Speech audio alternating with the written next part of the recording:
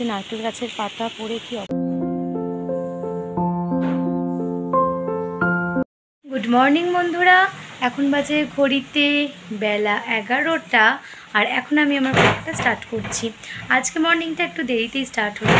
গতকাল রেমালের দাপটে কিন্তু চারিদিক প্রায় লণ্ডভণ্ড হয়ে গেছে, আর সেই সঙ্গে সঙ্গে আজকে আমার ঘরে কাজকর্মও সব লণ্ডভণ্ড। যদিও সকাল সকাল রান্নাবান্না আমার কমপ্লিট, হাজব্যান্ড টিফিন নিয়ে অফিসে বেরিয়েও গিয়েছে, আর এখন আমি সকাল সকাল শুরু করতে চলেছি আমার ব্রেকফাস্ট। কী নিয়েছি জানো? আজকে পরোটা আর তার সাথে রয়েছে কুমড়ো ভাজা।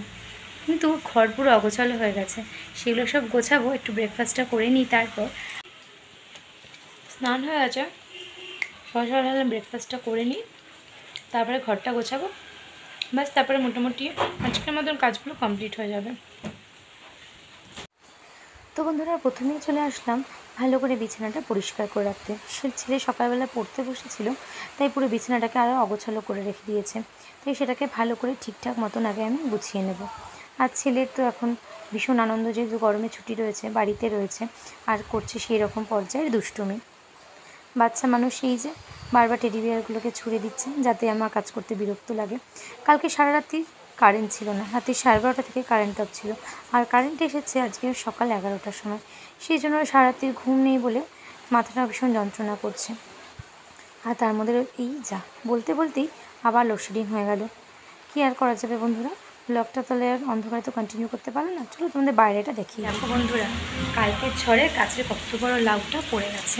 দেখো বন্ধুরা, আমাদের অ্যাডভেস্টারটা ফেটে গেছে কালকের ঝড়ে আম গাছের বাড়ি লেগে।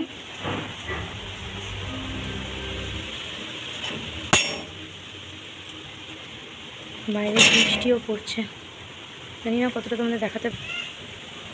দেখো ছাদের অবস্থা, ঝড় বৃষ্টিতে।